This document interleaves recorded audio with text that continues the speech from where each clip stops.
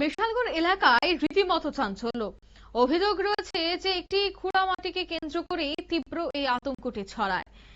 সাত সকালের এই ঘটনা বিশালগড় থানার ব্রজপুরের কানাই বাড়িতে, যেখানে দেখা গেছে যে রাত 2টোর পর পার্শ্ববর্তী বাড়ির লোকজনেরা দেখছেন একটি স্থানে একটি গাড়ি এসেছিল, কিন্তু সকালে ঘুম থেকে উঠে দেখেন স্থানটির মাটি কুড়ানো অবস্থায় আছে। ফলে মুহূর্তেই তার জন্য এবং অন্য সন্দেহ তৈরি হয়ে যায়। খবর দেওয়া হয় বিশালগড় থানায়। পুলিশ ঘটনাস্থলে ছুটে এসে মাটি কুড়ে কিছু না পেলেও প্রথম থেকে সন্দেহ করা হচ্ছিল সেখানে কিছু একটা মাটি চাপা দেওয়া হয়। পাশেই রেল রাস্তা।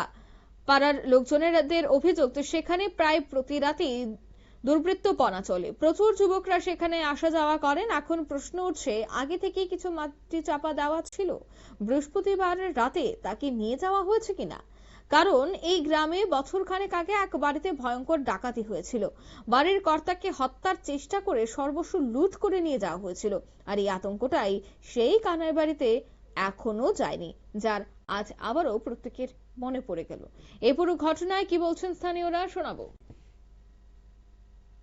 ঘটনাটা আমরা সকালবেলা খবর পেলাম যে এখানে এই মাটিকুড়া আয়া দেখলাম, যে মাটিকুড়া দেখলাম আয়া সত্যি সত্যি মাটিকুড়া। এরপরে প্রশাসন ফোন করছে, এরপরে প্রশাসন আছে, এখন দেখবো প্রশাসন কি অবস্থা আছে। কোন জায়গা এটা?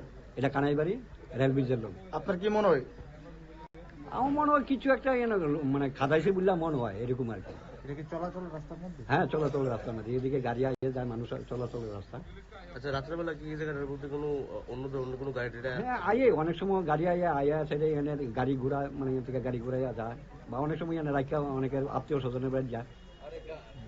এলাকাতে রাতের আধারে কন্টিনিউ পুলিশ টহলদারি করেনি?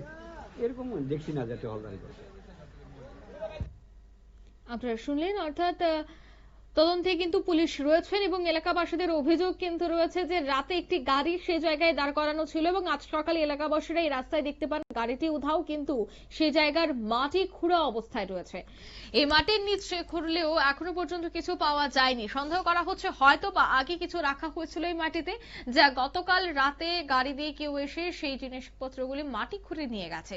এখনো পর্যন্ত এলাকাবাসীদের থেকে প্রাথমিকভাবে সেটাই জানা গেছে, যদিও পুলিশের পক্ষ থেকে এই বিষয়ে কোনো ধরনের কোনো স্পষ্টীকরণ পাওয়া যায়নি। নিয়ে নিচ্ছি ছোট্ট একটি বিজ্ঞাপন বিরতি, সঙ্গে থাকুন।